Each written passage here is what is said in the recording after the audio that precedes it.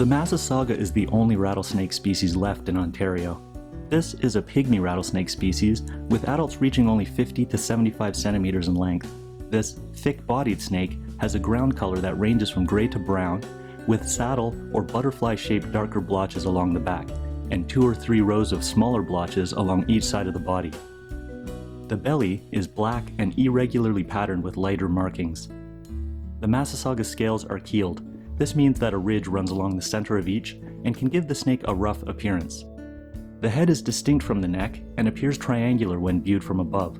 There are 3 dark stripes running along each side of the Massasauga's head.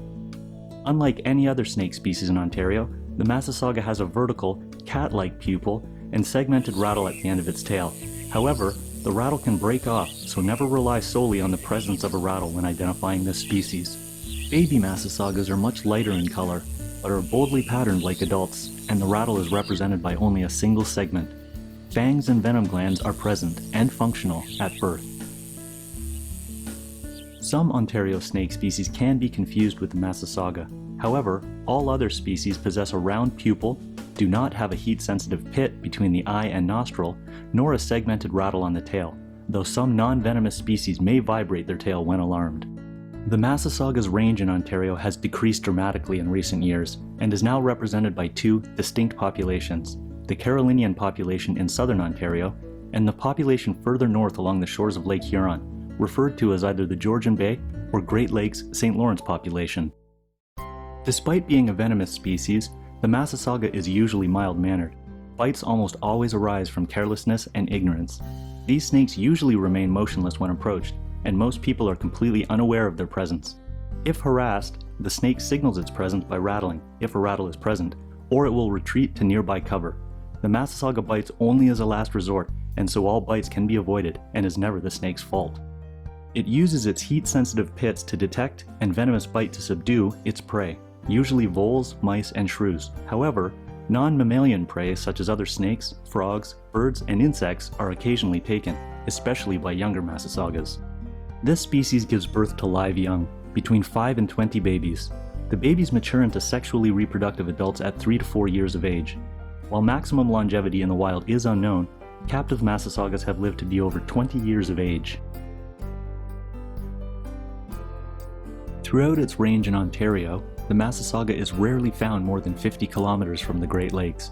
It occupies a wide range of habitats, including shoreline habitats, damp lowlands, rocky outcrops, as well as forests, fields, and meadows. The species at risk in Ontario list designates the Massasauga as threatened, whereas the Carolinian and Great Lakes St. Lawrence populations are listed respectively as endangered and threatened under the Federal Species at Risk Act. Habitat destruction and degradation have significantly impacted Massasauga abundance throughout much of its historical range in Ontario. As natural habitat is destroyed for agricultural, residential, and industrial development, Massasauga populations quickly decline. As habitat is further altered by the ever-growing road network throughout the snake's range, road mortality has become a leading cause of decline. As snakes cross these roads or stop to bask in the sun, they are often hit and killed by drivers, many times intentionally. Massasaugas are incessantly persecuted by people. They are frequently and indiscriminately killed on sight due to ignorance and fear. While a bite from this species is medically significant, they most often occur when people attempt to handle, kill, or otherwise harass the snake. A little common sense will prevent all bites. Although medical attention is always warranted in the event of a bite, serious complications and fatalities are extremely rare. There are many ways that you can help the Massasauga in Ontario. Watch for traffic signs that indicate snake habitat. These signs are placed in areas where snakes are frequently seen crossing the road or using it to bask in the sun. Always be mindful of what's on the road, especially during the warmer months. Wear proper shoes when hiking in the Massasauga's range, and always watch where you step. In the rare event that you do come across a rattlesnake, simply leave it some space and continue on your way. Tread softly and avoid recreation, such as ATVing, in Massasauga habitat, and be aware of what you leave behind. The Massasauga lives in a fragile ecosystem, but if we all do our part as good stewards of the land, rattlesnakes and humans can coexist peacefully.